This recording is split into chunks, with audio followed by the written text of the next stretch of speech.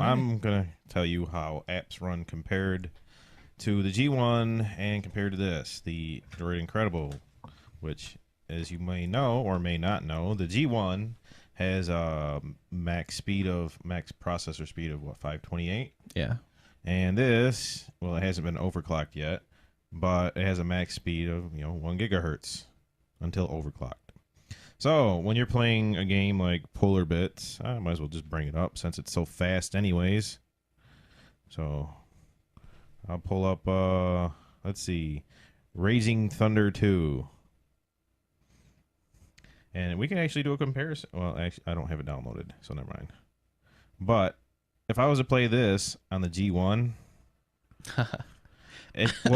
pretty much I wouldn't play it because it would be nothing like this. I mean, this is super smooth.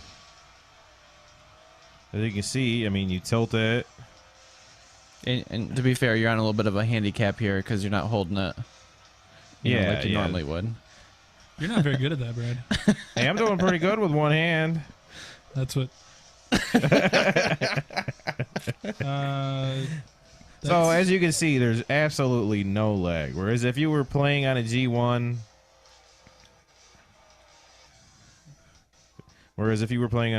yeah, it would just suck. It would not. It wouldn't perform anywhere near.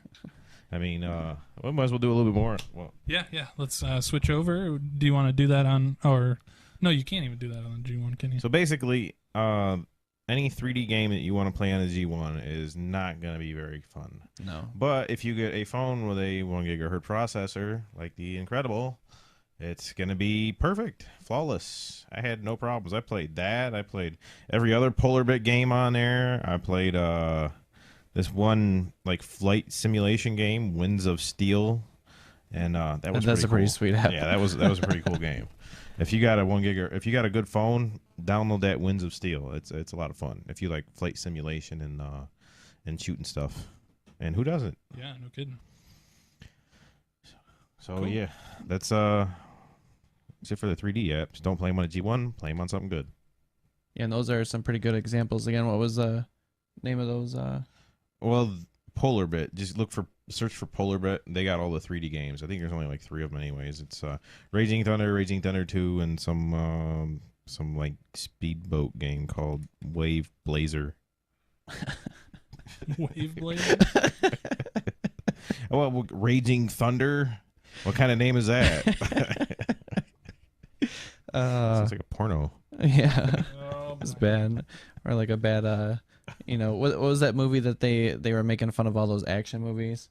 It had Ben Stiller in it, and Robert Downey Jr. had blackface. Tropic Thunder. Oh, Tropic Thunder, yeah. There you go. Just sold it on DVD on Amazon.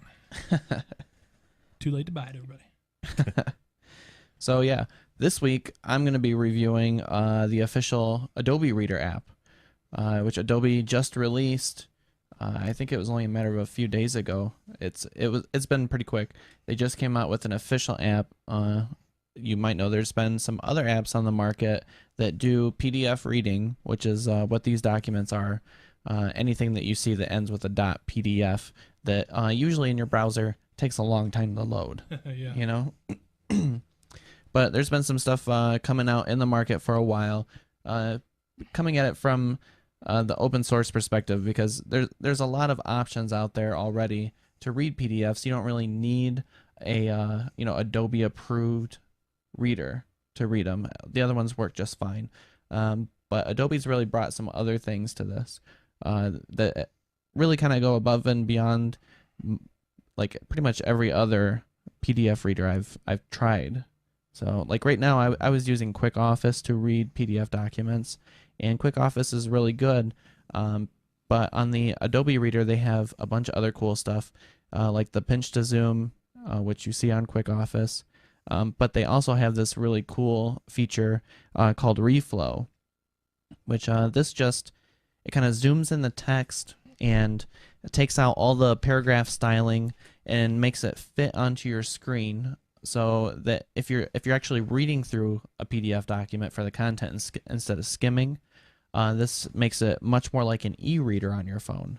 So I don't know, it's very convenient because on a small device like this, when you're trying to read PDFs which are formatted to be read on a screen or printed out on a page, this really kind of brings it to the platform in a way that just pinch zooming doesn't really do. You know? So I'm pretty impressed, I gotta say. It's got some other cool stuff too, like keyboard shortcuts. So if you have a physical keyboard on your phone, then you can use it. And I don't know, there's not really much else to say about it. It's a surprisingly good app. I kind of went into it thinking, Adobe released their own branded, PDF reader for Android, big deal. You Right. know, how great can it be? And I gotta say, I was honestly pretty impressed with it. So I recommend it. It's free. Just search for Adobe in the market, or you can search for Adobe Reader. And Cool. here in a few minutes, I'm going to show you how crappy Raging Thunder runs on my G1. Nice. Like once we get it loaded up and everything. I can't wait. It's gonna be fun. So we do have some sponsors this week. We do. We have some great sponsors. The great people over at Citrix. They make a wonderful product. Go to Assist Express. It's how you can support people online without actually going to their place of work or their business or whatever. You just log in online and you give them a code. They click on it. They go to a website. They put in that code, and boom, there you are supporting someone across the world without actually having to travel. It's really Stupid good easy. because travel is pretty expensive this time of well, it's always expensive. Yeah. But now the oil prices are going. Are they going up or down? I don't know. There's well, I mean, Not much at at the least pump. around here, it jumped from 257 to 275, I think, in Mason. It's Today, still, so- still about average around here in Jackson. yeah, I but noticed. during the summer prices seem to go up all the time. So if you want to save some money and not travel as much, go to Assist Express is a really great way to do it. It's safe, secure. You can do remote support and unattended support.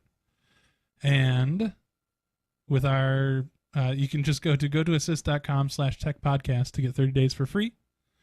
And we think you should check it out.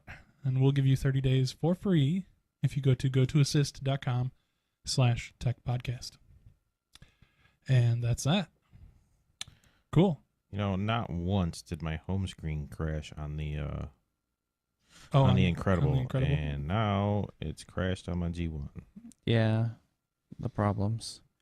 Well, There it is. the first part of the news we have for the app show, I want to bring up Real Player's release of Oh. Real Player for Android. Oh, wait, Real Player for A Android? real Yes. Not like Rhapsody, like Real Player? No, Real Player. Are you for real? I just had a flashback to like the first Family Guy Star Wars, where they're she's sending the message to Obi-Wan, and then like he's, Cleveland's R2-D2, and he's like, you need Real Player. It's telling me I need Real Player 10 or whatever. That was probably Real Player 7. I don't know, but Uh-oh. it's ridiculous. All right. What you got going on there, Brad? You want to see this? Everybody wants to see this. It's the talk of the town, man. Okay. Same game, right?